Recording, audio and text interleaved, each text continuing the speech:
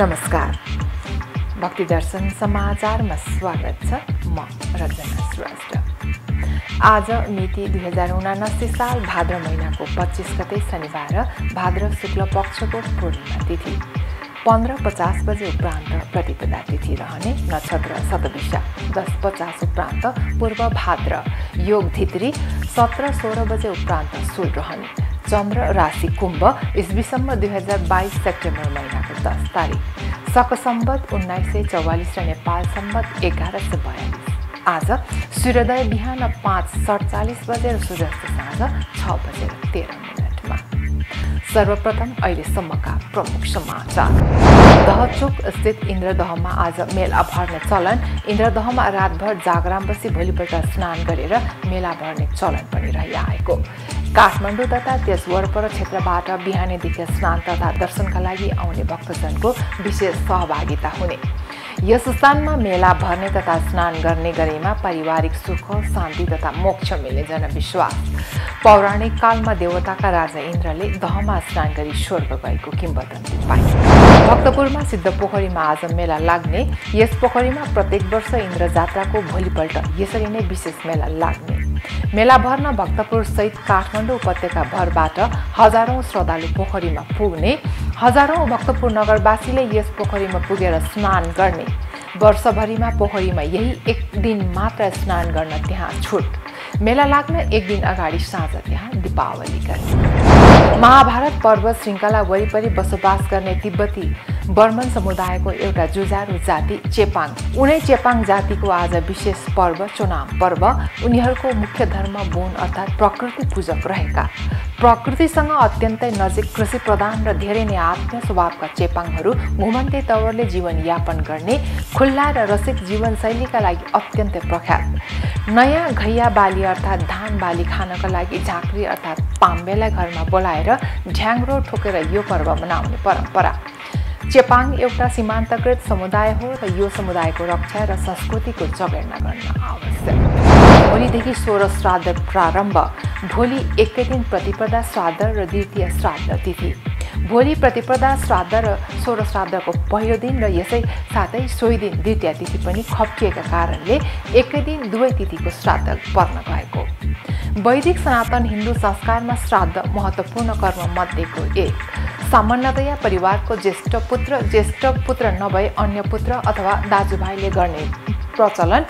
सर्व पितृ औँसीको दिन पुत्रले आफ्ना पिता पक्ष र माता पक्ष दुवैतर्फका पितृहरूलाई तर्पण दिइने। पुत्रलाई मोक्षको बाटो भनेर हिन्दू शास्त्रले भनेको कुरालाई आधार मानेर विभिन्न पक्षबाट यस विषयलाई नारी विरोधी र लैङ्गिक असमानतासित पनि जोडिएर हेर्ने गरिएको। तथापि श्राद्ध, तर्पण र अन्य शुभ कार्यमा छोरी, बुहारी र चेलीबेटीको पनि उत्तिकै महत्त्व।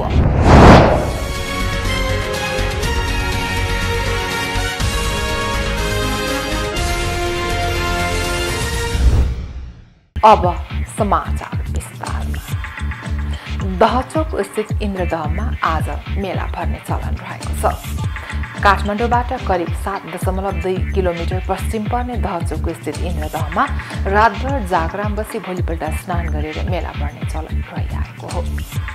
चन्द्रगिरी नगरपालिका 1 दहचोक स्थित इन्द्रदहमा भाद्र शुक्ल पूर्णिमाका दिन आज स्नानका लागि भक्तजनको भेड लाग्ने गर्दछ। काठमाडौँ तथा त्यस वरपर क्षेत्रबाट बिहानैदेखि स्नान तथा दर्शनका लागि आउने भक्तजनको विशेष सहभागिता यहाँ हुने गर्दछ। यस स्थानमा मेला भर्ने तथा स्नान गरेमा पारिवारिक सुख, शान्ति तथा मोक्ष मिल्ने जनविश्वास रहिआएको छ। एक रिपोर्ट। दहचोक स्थित इन्द्रदहमा आज मेला भर्ने चलन छ। काठमाडौँबाट करिब 7.2 किलोमिटर पश्चिम पर्ने दहचोक स्थित इन्द्रदहमा रातभर जागराम बसी भोलिपल्ट स्नान गरेर मेला भर्ने चलन पनि रहिआएको छ। चन्द्रगिरी नगरपालिका 1 दहचोक स्थित इन्द्रदहमा भाद्र शुक्ल पूर्णिमाका दिन आज स्नानका लागि भक्तजनको भिड लाग्दछ। काठमाडौँ तथा त्यस वरपर क्षेत्रबाट बिहानैदेखि स्नान तथा दर्शनका लागि आउने भक्तजनको विशेष सहभागिता हुने गर्दछ। यस स्थानमा मेला भर्ने तथा स्नान गरेमा पारिवारिक सुख, शान्ति तथा मोक्ष मिल्ने जनविश्वास छ। दहचोक काठमाडौँ जिल्लाको चन्द्रागिरी नगरपालिका 1 मा पर्दछ। काठमाडौँको कलङ्कीदेखि 5 किलोमिटर दूरी उत्तर पश्चिममा अवस्थित दहचोक प्राकृतिक सौन्दर्यका दृष्टिबाट अत्यन्तै रमणीय र आकर्षक स्थल मानिन्छ। काठमाडौँ उपत्यका एकसाथ देख्न सकिने सो क्षेत्रमा पौराणिक, ऐतिहासिक एवं सांस्कृतिक महत्त्व बोकेका स्थानहरू पनि थुप्रै छन्। समुद्री सतहबाट 2370 मिटर उचाइमा रहेको दहचोक काठमाडौँको कलङ्कीदेखि जम्मा 5 किलोमिटर उत्तर पश्चिममा छ। नेपाल सरकारले पर्यटकीय प्रबल सम्भावना भएका 100 स्थानहरूको पहिचान गरी पर्यटकीय गन्तव्यको रूपमा विकास गर्ने कार्यक्रम अघि बढाएको हो। यस अन्तर्गत संस्कृति, पर्यटन तथा नागरिक उड्डयन मन्त्रालयले प्रवर्धन गर्नुपर्ने नयाँ 100 वटा पर्यटकीय गन्तव्यहरूमा काठमाडौँ जिल्लाको दहचोकलाई पनि छनौट गरिसकेको छ। चन्द्रागिरी नगरपालिका 1 दहचोक स्थित इन्द्रदहमा भाद्र शुक्ल पूर्णिमाका दिन आज स्नानका लागि भक्तजनको भीड लाग्दछ। पौराणिक कालमा देवताका राजा इन्द्रले दहमा स्नान गरी स्वर्ग गएको किम्वदन्ती पाइन्छ। कलङ्कीबाट करिब 9 किलोमिटरको दूरीमा पर्ने इन्द्रदह समुद्री सतहबाट करिब 6000 फिटको उचाइमा छ भने दहको परिसर करिब 200 रोपनी क्षेत्रफलमा फैलिएको छ। उक्त डाँडालाई स्वर्ग सोपान अर्थात् स्वर्ग जाने भर्याङका रूपमा मानिएको छ। सोही दिन साँझ बौद्ध धर्मावलम्बीहरूले वर्षभरिका दिवंगत भएका आफन्तहरू सुखावती भुवनमा बासको कामना गर्दै धरणी स्तोत्र पाठ गर्ने गर्दछन्। उनीहरूले बाटोभरि दियोदान गर्दै काठमाडौँ नगर बस्ती बाहिरका बाटोहरू हुँदै नगर परिक्रमा गर्ने गर्दछन्। तत्पश्चात भोलिपल्ट वामन द्वादशीमा तिलगङ्गामा रहेको विष्णु विक्रान्त मूर्तिमा भक्तजनहरूले पूजा आजा गर्दै दियोदान गर्ने परम्परा छ। उक्त मूर्ति नेपाल सम्वत 389 राजा मानदेवले आमा राजमाता राज्यपतिको पुण्य बढोस् भन्ने कामनाका साथ स्थापना गरेका थिए। यसै दिनदेखि घर घरमा काठले बनेको दलुचा झ्यालमा झुन्ड्याउने एक प्रकारको दियो झुन्ड्याई इन्द्रको नाममा बत्ती बाल्ने चलन रहिआएको छ। धार्मिक तथा सांस्कृतिक महत्त्व रहेको स्थल हो। काठमाडौँ उपत्यका एकसाथ देख्न सकिने सो क्षेत्रमा पौराणिक, ऐतिहासिक एवं सांस्कृतिक महत्त्व भएका स्थानहरू पनि थुप्रै छन्। दहचोक स्थित इन्द्रदह मनोकामना मन्दिर, कालु पाण्डेको समाधि स्थल, 2 ओडा लगायतका पर्यटकीय स्थल त्यहाँको प्रमुख आकर्षणको केन्द्र हुन्। प्रत्येक वर्ष भाद्र शुक्ल पूर्णिमाका दिन दहचोक स्थित इन्द्रदहमा इन्द्रदह स्नान मेला लाग्छ। मेला भर्न टाढा टाढाबाट हजारौं श्रद्धालु भक्तजन आउने गर्दछन्। भक्तपुरमा सिद्धपोखरीमा आज मेला लाग्दैछ। काठमाडौँबाट भक्तपुर नगर प्रवेश गर्ने नगरको सुदूरपश्चिममा रहेको दुधपाटे स्थित सिद्धपोखरीमा मेला लाग्दैछ। भक्तपुर नगरपालिका वडा नम्बर 17 स्थित यो पोखरीमा प्रत्येक वर्ष इन्द्र जात्राको भोलिपल्ट यसरी नै विशेष मेला लाग्ने गर्दछ। मेला भर्न भक्तपुर सहित काठमाडौँ उपत्यका भरबाट हजारौं श्रद्धालु पोखरीमा पुग्ने गर्दछन्। मेलाको क्रममा त्यहाँ बिहानैदेखि भिड हुने गर्दछन् भक्तजनको। बिहान हजारौं भक्तपुर नगरवासी पोखरीमा पुगेर स्नान गर्ने गर्दछन्। वर्षभरिमा पोखरीमा यही एक दिन आज मात्र स्नान गर्न यहाँ छुट पाइन्छ। एक रिपोर्ट। भक्तपुरमा सिद्ध पोखरीमा आज मेला लाग्दैछ। काठमाडौँबाट भक्तपुर नगर प्रवेश गर्ने नगरको सुदूरपश्चिममा रहेको दुधपाटी स्थित सिद्ध पोखरीमा मेला लाग्दैछ। भक्तपुर नगरपालिका वडा नम्बर 17 स्थित यो पोखरीमा प्रत्येक वर्ष इन्द्र जात्राको भोलिपल्ट यसरी नै विशेष मेला लाग्ने गर्दछ। मेला भर्न भक्तपुर सहित काठमाडौँ उपत्यका भरबाट हजारौं श्रद्धालु पोखरीमा पुग्छन्। मेलाको क्रममा त्यहाँ बिहानदेखि भक्तजनको भिड लाग्दछ। बिहान हजारौं भक्तपुर नगरवासी पोखरीमा पुगेर स्नान गर्दछन्। वर्षभरि पोखरीमा यही एक दिन आज मात्रै स्नान गर्न त्यहाँ छुट छ। सम्भावित दुर्घटनालाई मध्यनजर गरी भक्तपुर नगरपालिकाले त्यहाँ स्नान गर्न बन्दिस लगाइराखेको छ। नगरपालिकाले पोखरीमा डुबेर आत्महत्या लगायतका दुर्घटना होला भनेर सुरक्षाका लागि 24 घण्टा सुरक्षा गार्डको व्यवस्था गरिएको छ। सुरक्षालाई ध्यान दिँदै पोखरीभित्र जान राति बन्दिस लगाइन्छ। नगरकै सबैभन्दा ठूलो तपुखु ठूलो पोखरीमा यो दिन बिहान स्नान गर्ने मात्रै नभई पौडी खेल्नेहरूको घुइँचो लाग्छ। करिब 500 मिटर लामो यो पोखरीमा वारपार गरेर पौडी खेल्ने प्रतिस्पर्धा चल्छ। मेला लाग्नु एक दिन अगाडि साँझ त्यहाँ दीपावली गरिन्छ। सोही अनुसार मेला लाग्नु एक दिन अगाडि बिहीबार साँझ त्यहाँ दीपावली गरिएको छ। स्थानीय वातावरण संरक्षण समाजको अगुवाईमा बिहीबार साँझ त्यहाँ दीपावली गरिएको हो। पोखरीको चारैतिर तल र माथि गरी 2 तलमा लहरे दियो राखी दीपावली गरिएको हो। मेलाको क्रममा भक्तपुर खौमा स्थित इन्द्रायणी देवता पोखरीमा पुर्याइएको छ। खौमामा रहेको इन्द्रायणीको देवतालाई खटमा राखेर बाजा गाजाका साथ आधा भक्तपुर नगर परिक्रमा गराई पोखरीमा पुर्याइएको हो। पोखरीमा पुर्याइएको देवताको स्वागतार्थ दीप प्रज्वलन गर्ने परम्परा छ।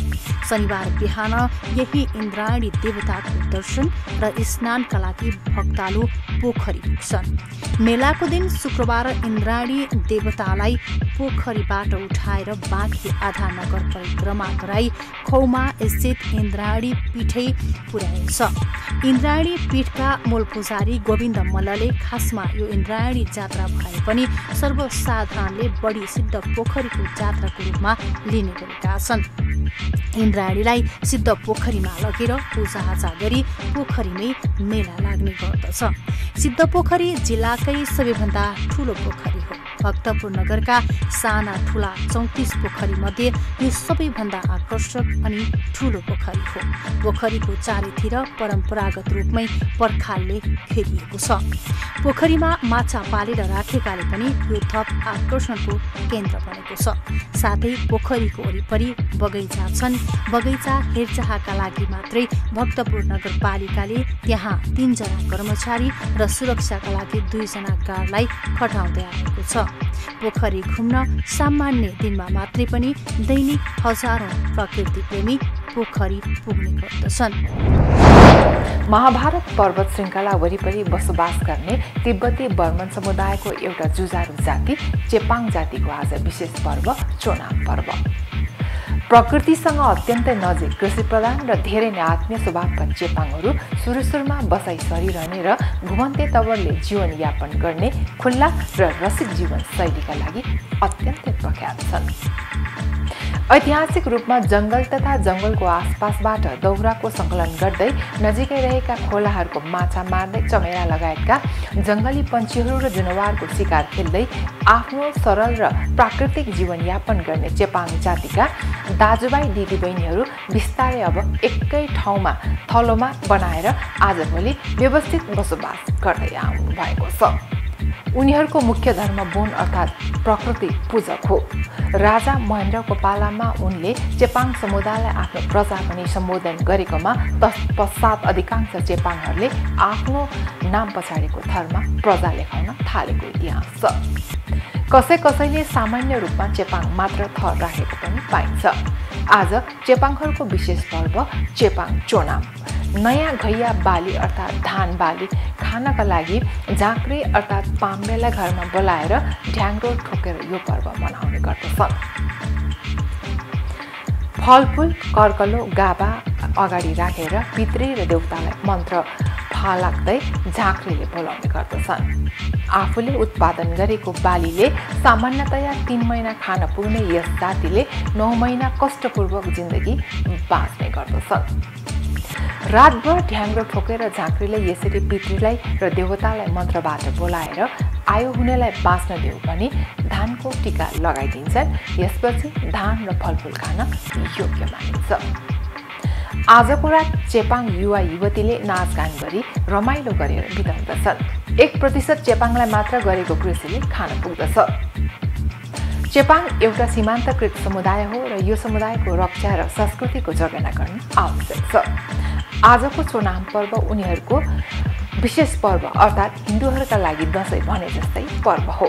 तथापि चेपाङ समुदायको यो पर्वमा सरकारले बिदा नदिएकोमा पनि उनीहरूको गुनासो भएको छ। भोलिदेखि सोह्र श्राद्ध प्रारम्भ हुँदैछ। भोलि एकै दिन प्रतिपदा श्राद्ध र द्वितीय श्राद्ध तिथि परेको छ। भोलि प्रतिपदा श्राद्ध सोह्र श्राद्धको पहिलो दिन र यसका साथै सोही दिन द्वितीय तिथि पनि खप्टिएका कारण एकै दिन दुवै तिथिको श्राद्ध पर्न गएको हो। प्रतिपदा र द्वितीय तिथिका दिनमा स्वर्गलोक जानुभएका समस्त पितृका नाममा भोलि पितृ कर्म गरिन्छ। सोह्र श्राद्धको प्रारम्भसँगै अबका सकल पक्षको पितृपक्षका स्वरूपमा आउँदै जानेछन्।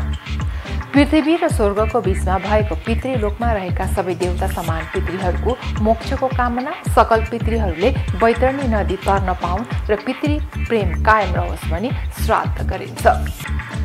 वैदिक सनातन हिन्दू संस्कारमा श्राद्ध महत्त्वपूर्ण कर्ममध्ये एक हो, जसलाई सामान्यतया परिवारको ज्येष्ठ पुत्र नभए अन्य पुत्रहरू अथवा दाजुभाइले गर्ने गर्दछन्।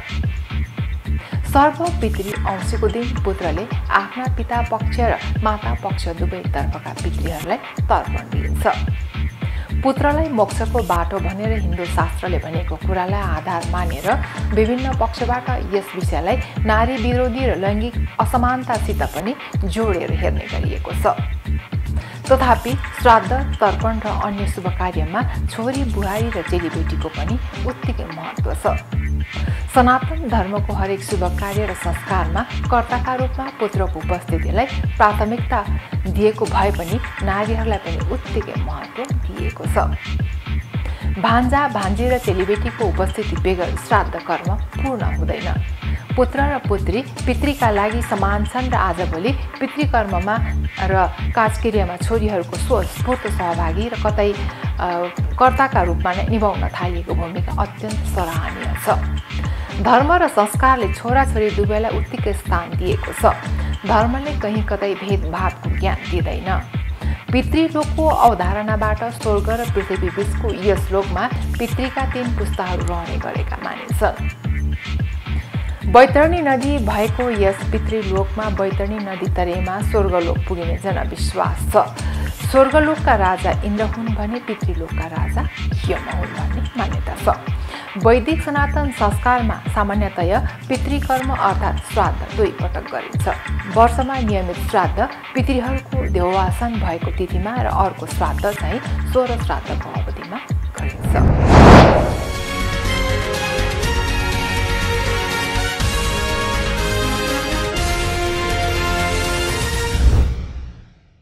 अहिले हामी भक्ति दर्शन समाचारको अन्त्यमा आइसकेका छौँ। जाँदा जाँदै प्रमुख समाचार पुनः एकपटक। दहचोक स्थित इन्द्रदहमा आज मेला भर्ने चलन। इन्द्रदहमा रातभर जागराम बसी भोलिपल्ट स्नान गरेर मेला भर्ने चलन पनि रहिआएको। काठमाडौँ तथा त्यस वरपर क्षेत्रबाट बिहानैदेखि स्नान तथा दर्शनका लागि आउने भक्तजनको विशेष सहभागिता हुने। यस स्थानमा मेला भर्ने तथा स्नान गर्ने गरेमा पारिवारिक सुख, शान्ति तथा मोक्ष मिल्ने जनविश्वास। पौराणिक कालमा देवताका राजा इन्द्रले दहमा स्नान गरी स्वर्ग गएको किम्वदन्ती पाइन्छ। भक्तपुरमा सिद्ध पोखरीमा आज मेला लाग्ने। यस पोखरीमा प्रत्येक वर्ष इन्द्र जात्राको भोलिपल्ट यसरी नै विशेष मेला लाग्ने। मेला भर्न भक्तपुर सहित काठमाडौँ उपत्यका भरबाट हजारौं श्रद्धालु पोखरीमा पुग्ने। हजारौं भक्तपुर नगरवासीले यस पोखरीमा पुगेर स्नान गर्ने।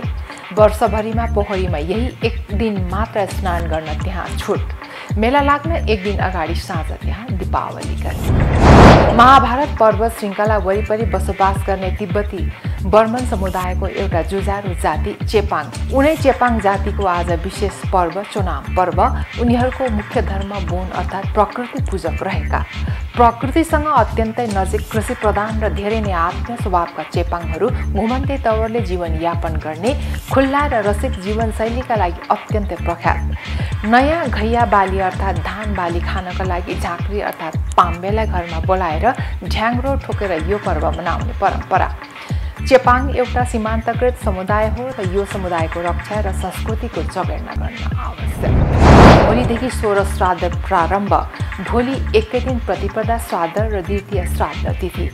भोलि प्रतिपदा श्राद्ध र 16 श्राद्धको पहिलो दिन र यसै साथै सोही दिन द्वितीय तिथि पनि खप्टिएका कारणले एकै दिन दुवै तिथिको श्राद्ध पर्न गएको। वैदिक सनातन हिन्दू संस्कारमा श्राद्ध महत्त्वपूर्ण कर्म मध्येको एक। सामान्यतया परिवारको ज्येष्ठ पुत्र नभए अन्य पुत्र अथवा दाजुभाइले गर्ने प्रचलन। सर्व पितृ औँसीको दिन पुत्रले आफ्ना पिता पक्ष र माता पक्ष दुवैतर्फका पितृहरूलाई तर्पण दिइने। पुत्रलाई मोक्षको बाटो भनेर हिन्दू शास्त्रले भनेको कुरालाई आधार मानेर विभिन्न पक्षबाट यस विषयलाई नारी विरोधी र लैङ्गिक असमानतासित पनि जोडिएर हेर्ने गरिएको।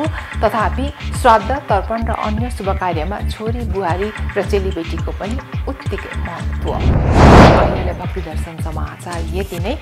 सामाजिक सञ्जाल मार्फत हामीसँग जोडिनका लागि फेसबुक तथा ट्विटरमा लाइक तथा फलो गर्न सक्नुहुनेछ भने युट्युब मार्फत पनि हामीलाई प्रत्यक्ष हेर्न सक्नुहुनेछ। त्यस्तै कुनै सल्लाह सुझाव तथा प्रतिक्रिया भएमा bhaktidarshan@emountaintv.com मा हामीलाई पत्रचार गर्न सक्नुहुनेछ। धर्म, संस्कृति र संस्कारको सम्भाग भक्ति दर्शन टेलिभिजन HD हेर्दै रहनुहोला।